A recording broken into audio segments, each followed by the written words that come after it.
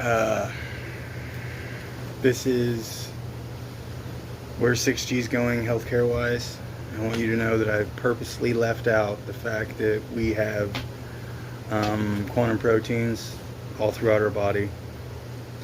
Purposely left out that your sweat glands are a helical design that would basically help the terahertz frequency bypass the skin barrier, although here we see that the water protects it and blah blah blah.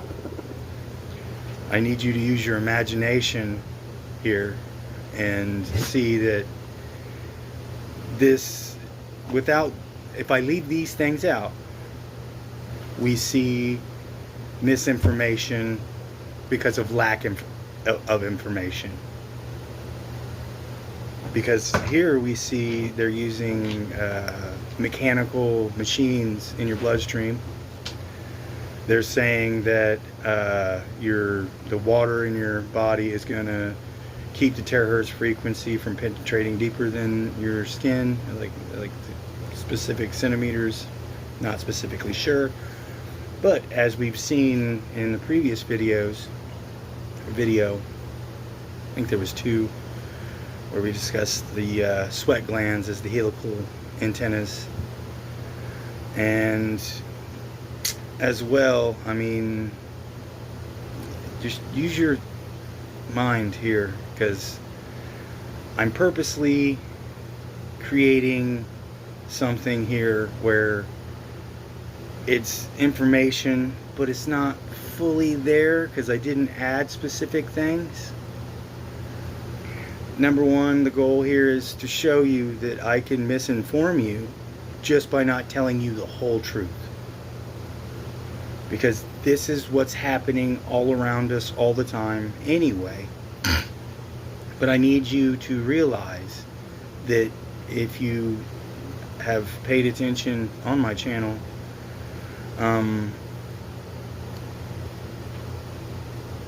we already know that there's quantum proteins all throughout our body. This was proven in Chicago 2025. There's also, we've proved that with the helical sweat glands that these 6G terahertz can penetrate deeper than skin level. We also know that a digital clone is possible without any type of mechanical pieces in your body. They can do it without that. As well, cancer vibrates at a different frequency than regular cells.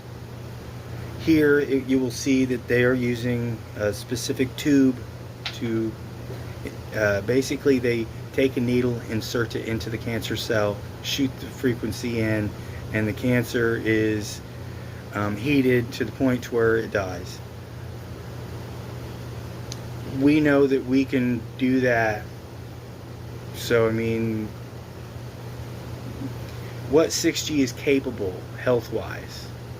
As well, I'm working on one for the biology of belief as well, with the connection to 6G terahertz frequency and what AI, the biology of belief, and you are capable of, which is almost superhuman.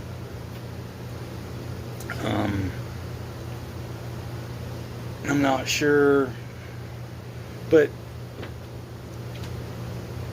use your brain and your imagination, because we are capable of things that are just epic, and they are locked behind doors, but not at the same time. Like I said, I left specific things out on purpose, and without those things, this is what you get.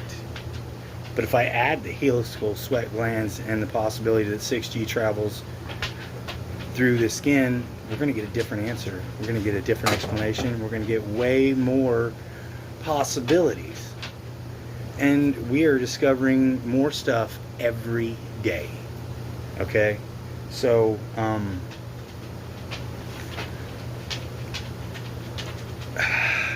just keep an open mind, all right? Because this is, number one, this is how disinformation is used to convince you that things aren't possible. Because I'm going to upgrade this video and add the helical sweat glands, add the quantum proteins, and as well as probably add the biology of belief. And well, the biology of belief is based upon what's it called, the placebo effect, the power of belief to heal things. And you'd be amazed. Like, imagine if you had an AI that you could communicate with telepathically, if you will, that you were just communicating with in your mind. So you have two voices in your head, yours and the artificial intelligence. I mean, that's basically Iron Man level technology, which is basically where we're at with this stuff. So just keep that in mind, okay? I purposely left things out so I'd get a specific answer. And I need you to see that, okay? This stuff's basically magic. I mean, and as we learn, it becomes science.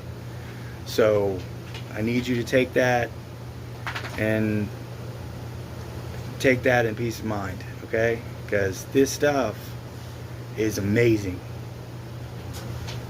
And it's also very dangerous, okay? But like Peter Pan, we think happy thoughts, yeah? Alright, so let's move forward with the video. And remember, I purposely left things out so I'd get a specific answer. And still I got a good answer. I mean, these are all positive things. This is where the future is going. And I need you to take that. Guys, calm down. And realize that, I mean, if I add these other pieces, I mean, I'm not going to do it for a while just to let this simmer. Okay? And so I guess let's move forward with the video. All right. Thanks, guys. Consumer marketing for 6G usually highlights faster smartphone downloads and lower latency for mobile gaming.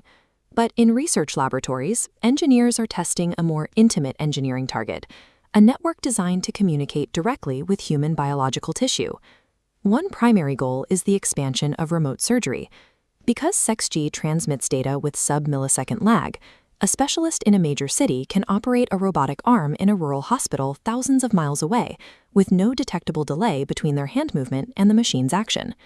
This connectivity also allows for a digital twin, a virtual, real-time replica of a patient's body that updates constantly based on data from internal sensors. To handle the massive data flow required for these biological simulations, researchers are moving into the terahertz frequency band. But there is a massive biophysical roadblock. Terahertz frequencies are extremely sensitive to water. The moment a 6G wave hits an H2O molecule, the water absorbs the energy and stops the signal. Because the human body is roughly 70% water, our tissue acts as a biological Faraday cage.